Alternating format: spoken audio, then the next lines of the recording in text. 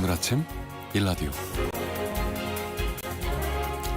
안녕하십니까. 오늘 아침 일라디오 아나운서 정은혜입니다. 서울은 비가 그쳤는데요. 잦은 비에 날씨도 쌀쌀해졌다가 덥기도 하고요. 그래서 면역력이 떨어질 때라서 감기나 코로나19 조심하셔야겠습니다. 요즘에 또 모기가 기승을 부리고 있어서 역시 주의하셔야겠습니다. 올 들어 국내 첫 일본 뇌염 환자가 확인됐다고 어제 질병관리청이 발표했는데요.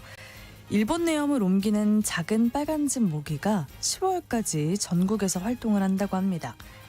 감염되면 고열과 두통 같은 가벼운 증상으로 시작하지만 심하면 뇌염으로 진행이 돼서 마비나 혼수 상태에 이를 수 있는데요. 백신이 있는 만큼 특히 어린이와 야외 활동이 잦은 분들은 예방접종 여부를 꼭 확인하셔야겠고요. 모기에 물리지 않도록 주의하셔야겠습니다.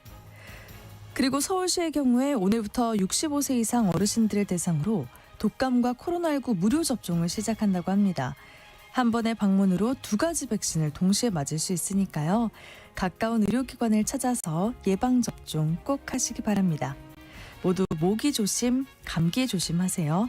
10월 15일 수요일 오늘 아침 일라디오 출발합니다.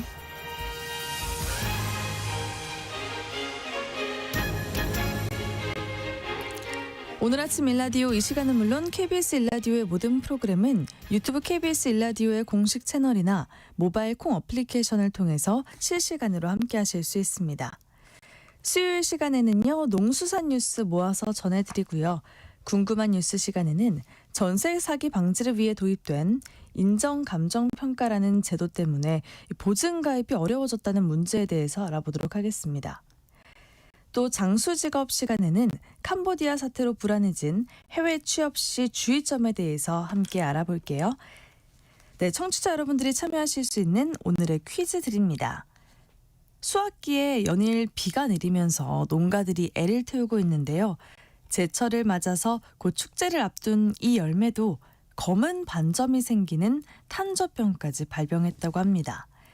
따뜻한 성질을 가진 이 열매는 보양식이나 한약재로도 많이 쓰이고요. 9월부터 11월 사이에 이 열매를 우려낸 차가 가장 맛있을 텐데요. 이 열매는 과연 무엇일까요?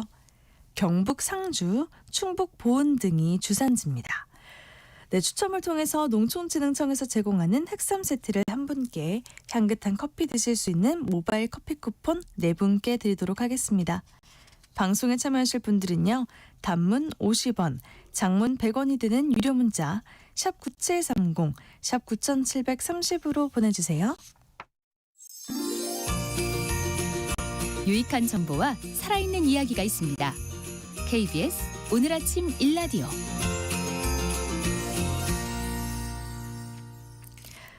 가격이 너무 올랐던 계란 가격이 산지에서부터 내리고 있다고 합니다. 또 내년부터 시행하는 농어촌 기본소득 시범사업에 참여하겠다고 신청한 시군이 많아서 높은 경쟁률을 기록했다고 하는데요. 오늘 농수산뉴스 시간에 이 소식들 함께 살펴볼게요. 농어민신문 이진우 기자입니다. 안녕하세요. 네, 안녕하십니까? 네, 9월 전까지만 해도 비싸서 못 사겠다던 계란 가격이 일단 산지에서부터 내려가고 있다고요? 그렇습니다. 이 공정거래위원회 가격 탐합 조사와 함께 중단됐던 산지 계란 가격 공지가 사용 면적 확대 조치 2년 유예하고 함께 9월 초 한번 인하가 됐고요. 또 최근에 열린 계란 가격 조정 협의체 논의를 거쳐서 또 추가로 인하가 됐다 이런 소식입니다. 그래서 두 차례 정도에 걸쳐서 크기에 따라서 개당 8원에서 11원 정도, 그러니까 30개들이 일반난으로 보면은 240원에서 330원가량 떨어진 거라고 보면 되겠는데요. 큰 금액은 아닌 것 같지만 하락세로 돌아선 그런 상황이다. 이렇게는 말씀드릴 수 있을 것 같습니다. 네, 이 가격이 떨어진다는 거는 수요보다 생산량이 많다는 의미가 아닐까 싶은데요. 생산자도 그리고 유통 현장의 반응은 어떻습니까? 농가들은 생산량이 늘었다 이런 입장이고요. 유통인들은 소비가 줄었다 이렇게 엇갈리는 반응을 내놓고 있습니다. 네. 농가들이 생산량이 늘었다고 하는 거는 이 사용 면적 확대 조치를 앞두고 이전에 입식한 물량이 좀 늘어 있었고 또 추석 특수를 앞두고는 보통 산란기 도태를 하지 않기 때문에 그런 말들이 나오는 것 같습니다. 반면에 유통인들은 추석 연휴 기간 동안 생산된 물량, 이번 연휴가 굉장히 길었죠. 그래서 소비가 되지 않으면서 재고가 좀 많아졌다. 이런 겁니다.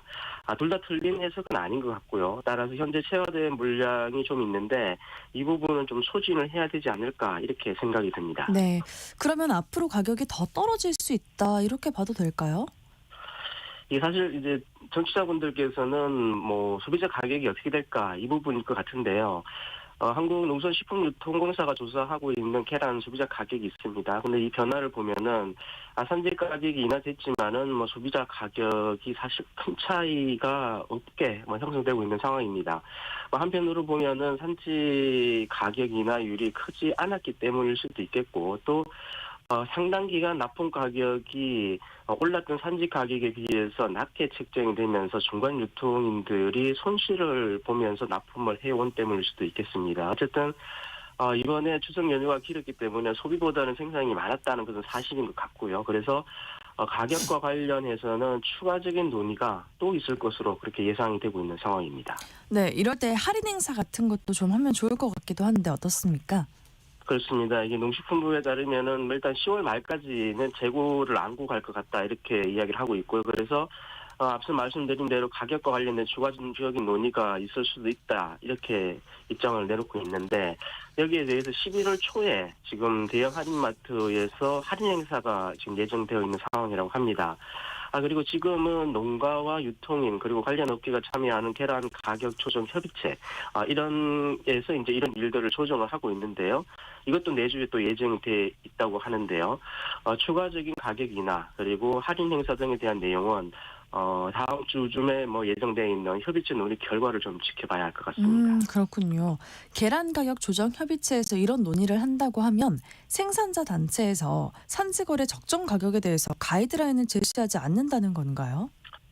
그렇습니다. 이 협의체 회의가 9월 23일 첫 번째로 열렸고요. 여기에는 생산자, 유통인, 농협, 그리고 가공업체와 학계, 관계자 등이 한 10명 정도로 이렇게 구성이 됩니다. 앞으로 이 협의체 회의에서 계란 수급과 거래 가격에 대한 협의를 진행하게 되고요. 매주 월요일에 이제 관련 정보지를 발간하기로 한 상황이기도 한데요. 이 관련 정보지 한 6페이지 정도에 되는 문건인데 마지막 막장에 보면은 계란 산지 가격 전망이라고 해서 협의회에서 조정된 가격을 조정된 일자별로 이렇게 제공을 좀 하고 있습니다. 네, 그렇군요. 다음 소식 전해드리겠습니다. 내년부터 시행되는 농어촌 기본소득 시범사업 신청률이 굉장히 높았다고 하더라고요. 그렇습니다. 이게 인구 감소 지역으로 지정된 기초 지자체를 대상으로 시범 사업을 6개 시군 정도 이렇게 선정하기로 한 건데요. 이번에 49개 시군이 신청을 한 것으로 집계가 됐습니다. 이걸 경쟁률로 이렇게 따져야 될지는 모르겠습니다만은 어쨌든 8.2대 1이라는 높은 경쟁률을 보였고요. 농식품부에서는 이달 중으로 평가위원회를 열어서 이 6개 시군을 선정할 계획이다. 이렇게 밝히게 됐습니다. 네, 이게 매월 15만 원 정도의 지역사항 상품권을 지원하는 그런 사업인 거죠? 그렇습니다. 이게 농어촌 이제 기본 소득 시범 사업이라는 게 2026년, 2027년 그리고 내년 후내년이죠. 이렇게 걸쳐서 진행되는 사업이고요. 앞서 말씀드린 것처럼 6개 시군을 신청을 해서 이곳에 주민등록을 두고 30일 이상 거주하는 주민에게 매월 15만 원씩 지역사랑 상품권을 지급하는 그런 사업인 겁니다. 그런데 이 시간에도 한번 말씀드린 내용인데 국비와 지방비가 매칭되는 사업이다 보니까 재정 자립도가 낮은 시군 그러니까 아마도 인구 감소 시군이 여기에 해당되지 않을까 그렇게 생각이 되는데요. 네. 이런 시군이 매칭 비용을 부담하기가 쉽지 않을 것 같다 이런 거고요. 또 어제 열린 농식품부 국정감사에서도 이 문제가 지적되기도 했습니다. 네, 매칭 비용을 부담하기 어렵다는 거는 이 사업자로 선정이 되더라도 사업을 시행하지 못할 수 있다라는 거죠. 그렇습니다. 어제 이 지적을 한 의원이 주철현 더불어민주당 의원인데요.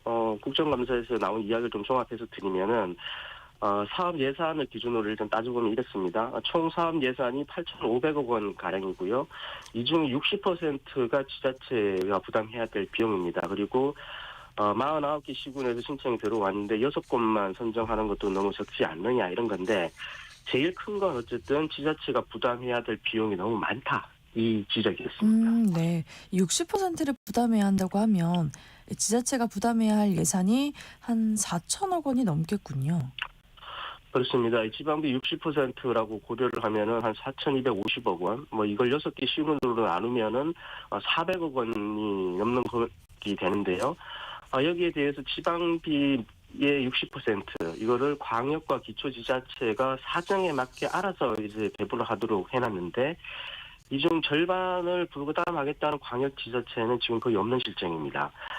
또 광역과 기초가 만약에 반반씩 이렇게 부담한다고 하더라도 기초지자체에서 200억 원을 신규로 뭐 예산을 마련해야 한다 이런 건데요.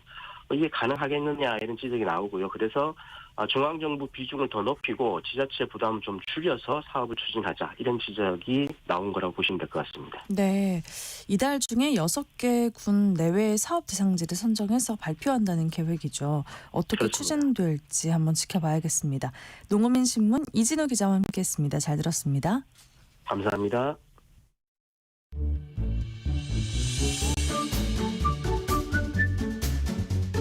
아침을 여는 기분 좋은 습관. KBS 오늘 아침 일라디오.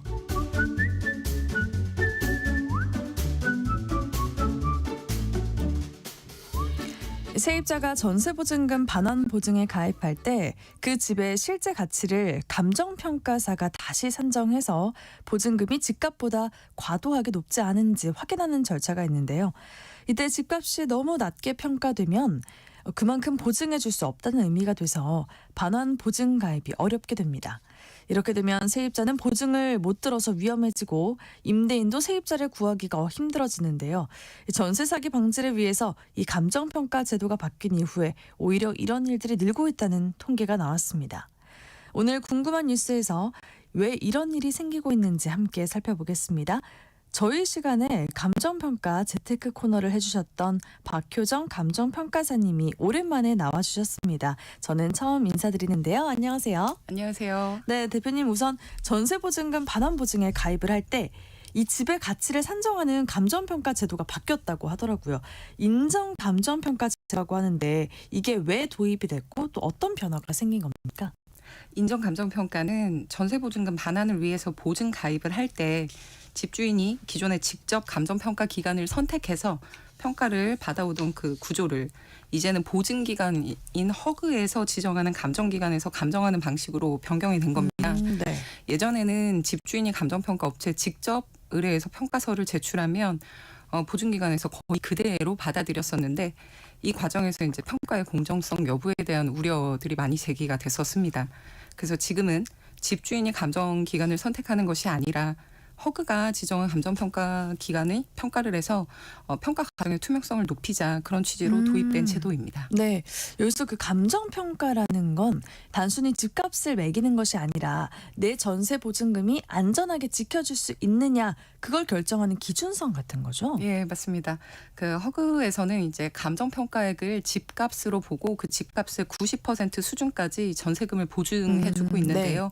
그러니까 감정평가액이 전세금을 안전하게 보호해주는 기준선이 되는 것입니다. 네, 그렇군요.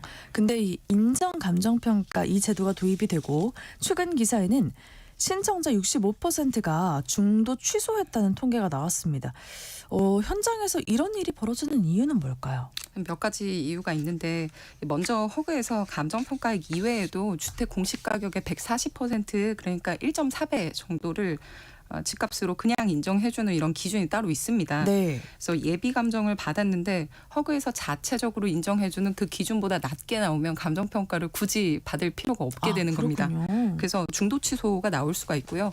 또 하나는 이제 우리가 전셋집을 알아볼 때 보통 이렇게 딱 한 군데만 정해놓고 보는 게 아니라 그렇죠. A, B, C, D 이제 몇 개 후보지를 선정해놓고 조건이 맞는 집을 이제 최종적으로 선택을 할 텐데 그래서 이 후보군이 되는 여러 채의 예비 감정을 모두 신청해 두었다가 그 중에 내가 한 군데에 최종적으로 계약을 하게 됐다 그러면 나머지는 자동적으로 취소하게 되기도 합니다. 네. 또 현장에서는 예비 감정에서 원하는 금액이 나오지 않는 경우에 또 여러 차례 반복 신청하는 그런 사례에 대한 지적도 있는 편입니다. 그렇군요. 그러니까 여러 가지 이유들이 있는데 그 문제는 감정평가 금액이 실제 전세 보증금보다 낮게 나와서 보증가입이 안 되는 경우가 많다는 지적이 있거든요. 네. 제도가 개선이 되고 나서 왜 감정가가 더 낮게 책정되는 지적이 나오는 걸까요? 이거는 이제 시장 구조와 연결이 된다고 생각합니다. 단독주택이나 빌라 같은 이런 비아파트 시세가 과거보다 하락을 했다는 게 가장 큰 이유라고 보는데 네.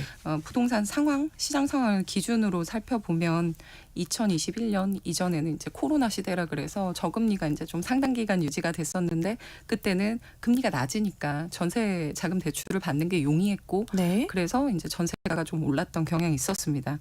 그런데 2022년에 이후에는 금리가 오르게 되면서 동반해서 이제 빌라의 전세 가격들이 떨어지게 되고 또 일부는 전세가가 매매가를 초과하게 되는 이른바 역전세 현상이 발생하는 경우도 많았습니다. 결국에 이제 이 시장이 좀 하락하면서 자연스럽게 시세가 하락했고 그로 인해서 감정평가액도 하락했다. 뭐 이렇게 보는 겁니다. 그렇군요. 그러니까 단독주택이나 다세대 주택은 취소율이 70%에 가깝다고 하더라고요. 이런 주택들은 시세가 더 하락하고 그래서 감정가도 더 하락했다라는 말씀을 해주셨는데 네. 근데 이런 주택이니까 감정평가가 더 중요하지 않을까라는 생각이 들거든요. 맞습니다. 근데도 왜 감정평가 취소율이 더 높아질까요? 두 가지 측면에서 살펴볼 수 있습니다. 첫째는 단독주택이나 빌라의 거래 자체가 많지 않다는 부분인데 최근 몇 년 사이에 거주의 형태나 혹은 투자 선호도가 네. 아파트에 집중이 되면서 상대적으로 단독주택이나 다세대 거래가 좀 위축이 됐습니다. 이렇게 거래 자체가 적어 들어가니까 거래 정보가 또 줄어들게 되고 그렇죠. 따라서 시세 자료가 부족하다는 그런 한계가 있습니다.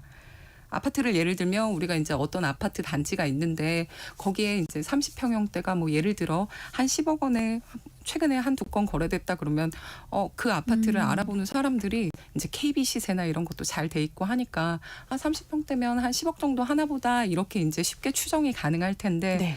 단독주택 같은 경우를 보면 토지의 위치나 모양, 토지가 생긴 모양이나 아니면 도로가 어떻게 접해 있는지, 건물은 뭐 또 어떤 구조로 돼 있는지, 평수는 어떤지에 따라서 이 개별성이 너무나 다양하기 때문에 일률적으로 시세가 형성되지 않는 뭐 그런 특징이 좀 있습니다. 그러니까 시세와 관련돼서 정보가 좀 상당히 비대칭화되어 있는 재화이다 이런 특징이 있는데 그 시세를 추정하는 게 조금 까다롭다라는 말씀이신가요? 바로 그겁니다.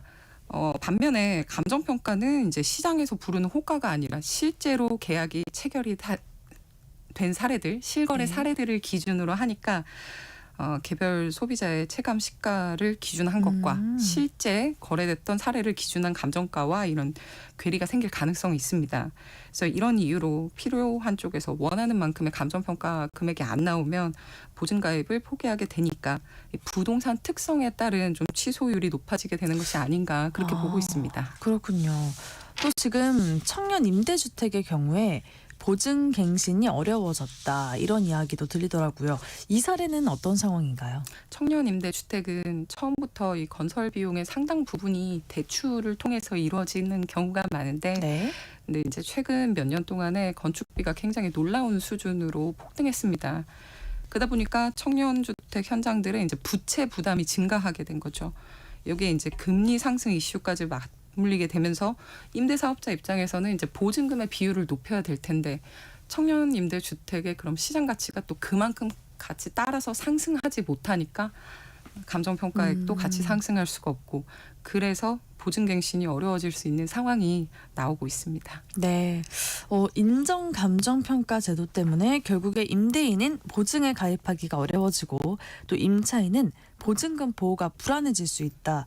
이런 불만이 나올 수밖에 없는 일들이 생기네요. 아무래도 이제 지금은 허그에서 지정하는 이제 감정평가 기관 중심의 평가 체제라서 이런 어떤 좀 자유 경쟁 같은 것들이 제한적이고 네. 정보도 완전히 공개되지 않는 그런 부분이 있어서 시장 참여자 입장에서는 당연히 답답함을 느낄 수 있습니다. 다만 최근에 허그에서 이 개선안을 내면서 복수 감정 제도나 이의 신청할 수 있는 제도 혹은 부동산의 내부 조사를 확대하는 이런 것들을 보완책을 단계적으로 도입하겠다고 밝혔습니다. 따라서 완전히 굳어진 제도라기보다는 시장 상황에 맞춰서 정착하고 있는 과정에 있다. 이렇게 보면 되겠습니다. 아직 과정에 있는 제도라고 보면 되겠군요. 네. 이게 개선이 된다고 하면은 소요되는 시일도 좀 줄일 수 없을까 싶어요. 이 감정평가를 받기까지 평균 12일 또 길게는 49일이 걸린다고 하던데 이게 너무 오래 걸린다라는 지적이 있거든요. 네네. 이게 어떻게 감정평가 절차가 진행되고 있는 겁니까? 그러니까 49일이면은 7주인데 그러니까요. 너무 그만큼 길어요. 걸렸다는 거는 좀 상당히 예외적인 상황이라고 생각해요. 평균적으로 지금 평가 결과 나오기까지 12일이 걸린다 이거는 일반적으로 이제 다른 어떤 평가 절차와 비슷한 수준입니다. 저희 회사에서도 감정평가 의뢰 받으면 접수해서 이제 처리해서 발송하기까지 통상 2주가 걸린다 이렇게 안내를 하고 있거든요. 근데 다만 인정감정평가 제도는 이 결과가 바로 신청자에게 통보되는 것이 아니라 감정기관에서 허그 그리고 허그에서 신청자 이렇게 순차적으로 하다 보니까 이 업무 특징으로 인해서 중간 절차에서 약간 지연이 생길 수도 있겠는데 하지만 감정평가 과정에서 어떤 특별한 서류를 요청한다든지 회신 같은 이런 부수적인 절차에서 시간이 걸리는 경우를 제외하고는 정상적인 일반 절차 기관에서 이루어지고 있다고 봅니다. 그렇군요. 그 예비 감정과 본 감정이 따로 있습니까? 돈과 시간이 더 들어가는 일인가 싶거든요. 네네. 예비 감정은 이제 현장 조사 없이 우리가 서류만 검토해서 계략적으로 평가 금액이 얼마가 나오겠다 이렇게 알려드리는 거예요. 그래서 이 정도 금액이면 보증이 가능하겠다 이런 본 감정 진행 여부를 결정하기 위한 사전 절차입니다. 이런 예비 감정은 허그 인정 감정기관에서 무료로 제공하고 있어서 네. 별도의 비용이 들지는 않습니다. 그렇군요. 그 앞서 말씀을 해주신 그 개선안에 대해서는 구체적으로 어떤 이야기가 나오고 있습니까? 크게 세 가지 방향 나오고 있는데 첫 번째는 예비 감정을 2곳 이상의 기관에서 하는 복수 예비 감정 도입. 그다음에 두 번째 예비 감정가가 부당하다고 느끼는 경우에 이의 신청할 수 있는 이 이의 신청 절차 신설. 그리고 마지막으로 여건에 따라서 부동산의 내부 조사를 시행하는 내부 조사 허용 확대 부분입니다. 이게 아무래도 평가의 객관성이나 개별 부동산 특성에 맞춘 현실성 확보 내지는 이제 감정가 재검토와 관련된 내용들이니까 네. 소비자 측면에서도 굉장히 반가운 내용이라고 봅니다. 네, 빨리 개선이 되면 좋겠네요. 마지막으로 이 제도와 관련해서 청취자들이 기억하면 좋을 한 줄 정리 혹은 팁 같은 게 있을까요? 네. 전세 보증 가입과 관련한 이런 불확실성을 줄이기 위해서는 감정을 신청하려는 특정 부동산을 대상으로 주변의 호가가 아닌 네. 실제로 거래된 그 비슷한 사례들을 수집해서 이거를 기준으로 전세가를 협상하시면 좋겠고 또 앞서 설명드린 것처럼 최근에 예비 감정가에 대한 이의 신청이 가능하도록 제도 개선안이 나왔다고 하니까 네. 알아두시면 도움이 되겠습니다. 네, 감사합니다. 오늘 궁금한 뉴스 시간에는 전세 보증금 반환 보증 가입 때 논란이 되고 있는 감정평가 제도의 문제와 또 개선 방향에 대해서 알아봤습니다. 박효정 감정평가사와 함께했습니다. 고맙습니다. 감사합니다.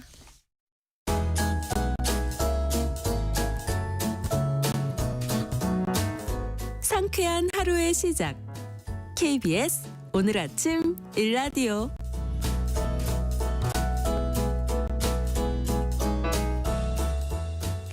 직장은 나와도 평생 직업이 필요한 시대를 위한 장수 직업 시간입니다. 오늘은 조금 무거운 주제지만 캄보디아를 중심으로 발생하고 있는 취업 사기와 관련해서 어떻게 주의를 해야 할지 알아보도록 하겠습니다. 요즘 취업난을 겪고 있는 청년들 중에 해외로 눈을 돌리는 경우들이 많아지고 있는데요. 상식적으로 20대 초반 청년들에게 한 달에 1,000만 원을 주겠다. 이걸 순수하게 믿고 떠나는 청년들인지에 대해서 청년들의 인지에 대해서 논란이 많습니다. 이런 일들을 통해서 해외 취업에 대해서 알아둘 점들도 짚어보도록 하겠습니다. 커리어 비전 최진희 대표님과 함께합니다. 안녕하세요. 네, 안녕하세요. 네, 연일 캄보디아에서 날아드는 소식이 정말 무섭습니다. 어쨌든 취업 사기라고 하면서 뉴스가 계속 나오고 있어서 대표님도 관심 있게 보고 계시죠? 네, 아무래도 이게 취업 사기와 연관이 되니까 저도 유심히 보고 있는데요. 외교부 자료에 따르면 최근 3년간 캄보디아, 라오스, 미얀마 등 이 동남아 지역에서 발생한 취업 사기 피해자가 수백 명에 달하는 것으로 파악되고 있습니다. 네. 특히 이 지금 많은 뉴스에서 나오고 있는 이 캄보디아는 지리적으로 한국에서 좀 가깝잖아요. 네. 그리고 비자 발급이 상대적으로 쉬워서 피해자들을 캄보디아를 유인하기 좋은 조건이기도 합니다. 특히 이제 캄보디아의 푸놈펜이나 이 시아누쿠빌 같은 경우는 경제 특구고 특히 카지노 특구예요. 카지노 특구이다 보니까 온라인 도박 관련해서 이런 일들을 거기서 너무 많이 하고 있는 거죠. 이런 사건들이 많이 발생하고 있다 보니 최근에 이제 외교부에서 특별 여행주의보까지 발령된 상태로 알고 있습니다. 이런 캄보디아 수도의 푸놈펜에서도 범죄가 발생하지만 일부 피해자들은 이 수도인 푸놈펜에서 납치된 후에 네. 좀 더 치안 당국 감시가 소홀한 지방인 시아누쿠빌로 팔려가기도 합니다. 그래서 이 시아누쿠빌이나 캄보디아가 이런 범죄 조직의 주요 거점이 되고 있는데요. 사실 이렇게 캄보디아가 이런 사기 행각을 좀 많이 일어나는 이유 중에 하나가 원래 중국에서 온라인 도박 단속을 강화했거든요. 네. 그러니까 중국 범죄 조직들이 상대적으로 규제가 조금 더 느슨한 캄보디아로 대거 이동을 한 겁니다. 그래서 이 시아누쿠빌은 카지노 특구가 있다고 말씀드렸는데 카지노 특구가 있다 보니까 법적 사각지대가 존재를 했고요. 온라인 도박 사이트 이 산업이 발달을 했기 때문에 범죄 조직의 주요 거점이 되기도 했기 때문에 이런 사건들이 그 지역을 중심으로 해서 많이 일어나고 있습니다. 또한 아무래도 카지노 특구이다 보니까 카지노가 있었던 곳에 호텔들이 많고 옛날 호텔들 좀 이렇게 이런 것들을 개조를 시켜서 범죄 조직의 장소로 사용이 되고 있고요. 캄보디아는 사실 범죄인 우리 한국과 범죄인 인도 조약이 제대로 체결되지 않고 있고 하더라도 집행이 잘 안 되는 경우가 많습니다. 일부 공무원과 이제 경찰의 부패 이 범죄 조직과 경찰과의 이런 유착 관계 때문에 그걸 알아도 제대로 소탕하지 못하고 있는 이런 현실이 있기 때문에 묵인하고 수사를 하는 경우도 많고요. 그래서 오히려 캄보디아에서 이런 범죄 사기가 많이 일어나고 있습니다. 또한 최근 우리 한국인들이 캄보디아 여행을 많이 가다 보니까 캄보디아 현지에서는 외국인 관광객이 감소를 우려해서 이런 범죄 실태를 숨기려는 움직임도 있었기 때문에 이게 하루아침에 나타난 게 아니라 지금 계속 누적되어 있다가 이게 터트려진 거죠. 네. 저희가 저는 여기서 조심해야 될 게 이제 우리 청취자분들한테도 이 사건은 이런 중국인들의 범죄 조직 단체 그리고 이제 동남아의 범죄 조직 단체가 벌인 일들이지 이거를 캄보디아 사람들이 벌인 일이라고 보시면 안 될 것 같아요. 그렇죠. 그래서 우리가 캄보디아에는 너네 나라는 아파 막 이렇게 욕을 하시는 분들도 많이 계신데 이거는 조금 구분을 해서 사람들을 좀 봐주셨으면 좋을 것 같습니다. 네. 이게 정말 모르고 가서 범죄 대상이 되는 안타까운 일들도 있지만요. 한 달에 1,000만 원 또 그 이상을 준다고 하면 사실 당연히 보이스피싱을 떠올리지 않을까 싶긴 한데 또 의심을 하게 되지 않을까 싶기도 하고요. 어쨌든 이 사기 조직들이 어떤 수법을 쓰는지 좀 자세히 알아야 할 것 같아요. 그렇죠. 사기 수법을 미리 알아야 우리가 방지를 할 수 그렇죠. 있으니까요.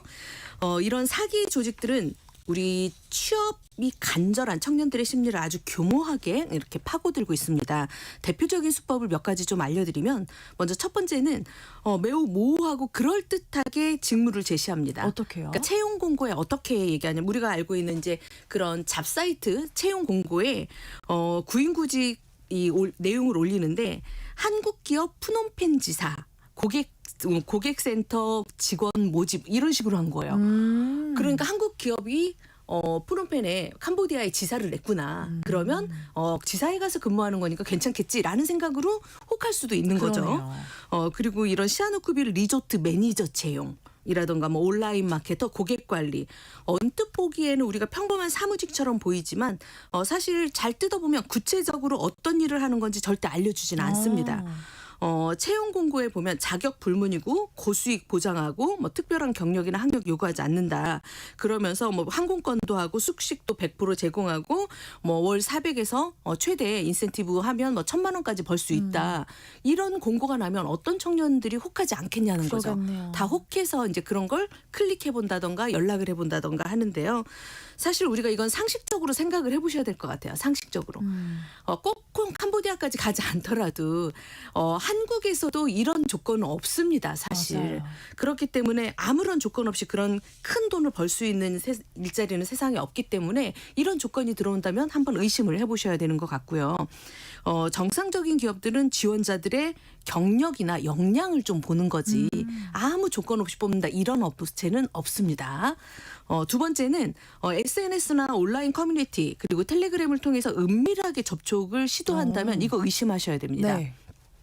정식 채용 플랫폼이 아니라 익명이 보장되는 채널을 통해서 좋은 자리가 있으니까 내가 아는 사람한테만 소개해 주는 거야. 누구누구한테 소개받고 하는 거야. 네 선배 누구누구가 너를 소개했어. 이런 식으로 해서 이미 잡혀있는 사람들의 지인들을 통해서 후배들이라던가 이런 사람들을 끌어들이기 시작을 하는 거예요. 이렇게 은밀하게 접근하면 좀 한번 주의를 하셔야 될 것 같습니다. 그리고 세 번째는 우리가 카카오톡으로 내가 지원을 할 경우에 혹시라도 클릭해서 나 너네 기업에 관심 있다라던가 온라인으로 입사 지원하다 보면 카톡 거기에 핸드폰 연락처가 나와 있으니까 카카오톡으로 등록을 합니다. 그래놓고 카톡으로 이렇게 연락을 하는데 되게 친절합니다. 그리고 되게 전문적으로 접근을 합니다. 회사 소개서도 보내주고요. 정말 그럴듯한 회사가 있는 것처럼 실제 사무실 사진도 보내주고 하는데 당연히 가보면 없는 거겠죠. 이것도 다 사기인 겁니다. 네. 심지어 화상 면접까지 진행하는 경우도 있는데 이때 화상 면접 진행을 할 때 조금 이게 사기인 것 같다라고 어떻게 파악하셔야 되냐면 지금 심지어 면접 볼 때 빨리 결정해 주세요. 지금 결정하지 않으면 기회 날아가고 다음 지원자한테 기회가 갈 것 같습니다. 이렇게 그럼 지금 심리를 자극하는. 네, 그렇죠. 대기자들이 많으니까 다음 사람한테 넘어갈 것 같습니다. 이렇게 얘기를 한다던가 혹시 이번 주에 출국 가능하시냐. 비자가 곧 마감이 되기 때문에 이번 주에 출국을 하셔야만 이 일자리를 얻을 수 있다. 이런 식으로 접근을 해온다는 거죠. 그래서 뭔가 심리적으로 압박을 가해서 구직자가 네. 뭐 꼼꼼히 따져볼 시간도 없이 막 급하게 진행이 되는 이런 상황에 놓여 있다면 이런 것들 한번 의심을 해보셔야 되고요. 그리고 넷째 관광 비자로 출국을 급하게 유도하는 경우는 거의 취업 사기라고 보시면 되세요. 그래요. 관광 비자로 일단 입국하고 현지에서 취업 비자로 전환해 줄게 이런 말은 믿으시면 안 됩니다. 불법이군요. 네, 불법입니다. 정상적인 기업이라면 반드시 취업 비자를 받고 입국하도록 해야 됩니다. 네. 우리가 이 취업 비자 관련해서는 미국에서도 그렇고 캄보디아에서도 그렇고 이런 일들이 자꾸 벌어지고 있는 거니까 우리가 해외 취업을 준비하시는 분들은 반드시 취업 비자에 대해서 알아보셔야 됩니다. 조심해야겠네요. 그리고 만약에 여차저차해서 캄보디아에 도착을 했다 하더라도 도착하는 즉시 뭐 여권과 휴대폰을 우리가 보관하고 있을게 이런 말이 나오면 이건 사기입니다. 네. 그렇기 때문에 이런 말을 딱 들었다라고 하면 바로 가까운 경찰서나 대사관에 빨리 연락을 취해서 빠져나오시는 것이 좋겠습니다. 근데 이렇게 잘 알게 되더라도 막상 닥치면은 좀 어려울 것 같기도 해요. 이게 실제 피해 사례를 좀 소개를 해주시죠, 대표님. 피해 사례는 정말 수없이 많은데요. 그중에서 이제 한 가지를 간단하게 알려드리면 25세 남성의 A씨가 있었는데요. 네. 온라인 광고를 보고 캄보디아 프놈펜의 한국 기업 고객 상담직으로 지원을 하셨어요. 월급 450만 원에 숙식 제공이라는 조건이니까 숙식 제공까지 하니까 월급을 그대로 저축할 수 있으니까 좋은 조건이라고 하고 갔습니다. 실제로 회사 소개서도 받았고 관광 비자로 출국을 했는데요. 공항에 직원들이 마중 나와 있더래요. 그래서 너무 반갑죠. 나를 데리러 왔으니까. 그런데 차에 태우고 차로 한 3시간 정도 먼 거리로 가서 도착을 해봤더니 좀 외곽의 허름한 건물이었는데 네. 철조망하고 경비도 이렇게 배치가 돼 있었고요. 갑자기 그 상태에서 휴대폰을 뺏고 뭐 보이스피싱 전화를 하라는 지시를 받았다고 합니다. 이제 거부를 하니까 폭행도 하기도 했고 3일간 물만 주고 정말 밥도 주지 않아서 어쩔 수 없이 일을 먹어야 되니까 너무 배고프니까 네. 일을 하기 시작을 했는데 네. 결국 일을 하다가 가족들한테 연락도 못 하다가 2개월 후에 화장실 창문으로 탈출을 해서 그나마 이분은 빠져나올 수가 있었는데요. 이때 네. 탈출할 때도 약간 다리를 다쳐서 지금까지도 치료를 받고 그래요? 있다고 합니다. 그러니까 우리가 이런 사건들은 너무 많이 일어나고 있다라는 거죠. 그러네요. 네네. 그러니까 해외 취업을 준비를 하면서 혹시라도 정말 몰라서 이런 사기를 당하지 않으려면 이 회사가 과연 믿을 만한 곳인가 이걸 어떻게 판단하는 게 좋을까요? 먼저 해외 취업 채용 공고를 보셨다면 가장 중요한 부분을 체크하셔야 되는데 사업자 등록증 번호, 이제 정식 법인인가, 면허가 있는가 이런 것들을 확인하셔야 되고요. 네. 실제 사무실 주소가 나와 있다라고 하면 사무실 주소와 연락처 실체를 확인하셔야 됩니다. 요즘은 구글 맵이라던가 스트리트 뷰가 있습니다. 맞아요. 이런 것들도 확인하셔야 되고요. 이메일로 만약에 보낸다라고 할 때 회사 이메일 도메인인지 개인 이메일인지 이것도 확인하셔야 됩니다. 개인 이메일은 안 되고요. 회사 도메인으로 했을 경우에 가보시는 게 좋을 것 같습니다. 그리고 채용 공고 이력을 좀 확인하셔서 과거에도 사람을 뽑는 공고가 몇 번 올라와 있는지도 좀 보시고요. 채용 공고에 뭐 월 1,000만 원 보장 같은 이런 과대 표현이 있는지를 좀 확인하시고 좀 의심쩍다라고 하시면 현지 대사관이라던가 노동청 그리고 코트라 해외무역관이나 재외공관 등에 문의해서 실제로 등록된 기업인지를 확인하시면 좋을 것 같습니다. 네. 특히 이 캄보디아 등 동남아 지역은 현지 한인 커뮤니티나 상공회의소 등을 통해서 해당 기업의 평판을 교차 확인하시는 것도 좋은 방법입니다. 꼼꼼하게 살펴봐야겠네요. 네, 맞습니다. 대표님 해외 취업을 하려면 비자 문제가 반드시 해결되지 않을까 싶은데 어떻습니까? 네, 맞습니다. 비자 문제는 명확해야 됩니다. 우리가 비자는 외국에서 합법적으로 체류하기 위한 허가가 비자고요. 네. 취업 비자 우리가 워크퍼밋이라고 합니다. 워크퍼밋은 비자 안에서 일할 수 있도록 허가하는 별도의 노동 허가증입니다. 그렇기 때문에 우리가 취업을 한다라는 건 그냥 비자만 가져가서는 안 되고요. 특히 관광 비자만 가져가서는 안 되고요. 이 워크퍼밋이라는 취업 비자가 있어야만 근무를 할 수가 있고 혹시라도 관광 비자로 가서 일을 했다 하더라도 워크퍼밋이 없이 근무를 하면 근로로 인정받지 못하고 급여도 못 받을 수도 있습니다. 그렇기 때문에 취업 비자로 반드시 가셔야 되는 거기 때문에 미리 알아보시는 게 좋고요. 관광 비자는 최대 60일만 체류가 가능하지만 60일 이상 체류하려면 비즈니스 비자를 반드시 받아야 됩니다. 네. 그렇기 때문에 이 워크퍼밋 취업 비자에 대해서 꼭 알아두시고 가시면 좋을 것 같습니다. 네. 오늘 방송 내용 중에 대표님 특히 청취자들이 꼭 기억했으면 하는 핵심 메시지가 있다면 요약을 부탁드립니다.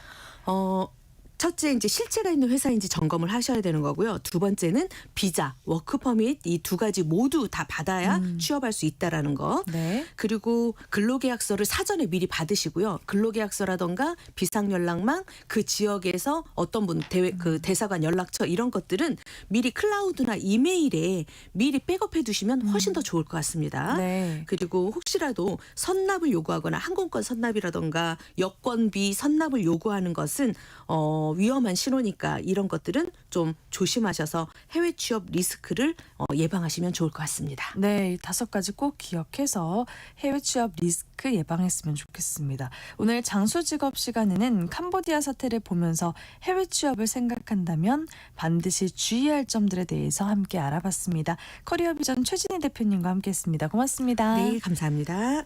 네, 오늘의 퀴즈 정답은 대추였습니다. 9845님, 2894님, 1705님 정답 대추 보내주셨고요.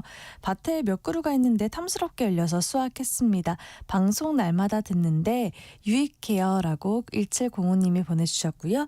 5169님 정답 대추입니다. 저희 집은 대추를 넣고 끓인 물을 냉장고에 넣어두고 수시로 마시고 있습니다. 감기 예방에도 좋다고 하더라고요. 라는 문자 보내주셨습니다. 저희가 중복 당첨 여부 확인 후에 홈페이지에 당첨자 올려놓을게요. 네, 오늘 아침 일라디오 지금까지 아나운서 정은혜였습니다. 모두 좋은 하루 보내세요.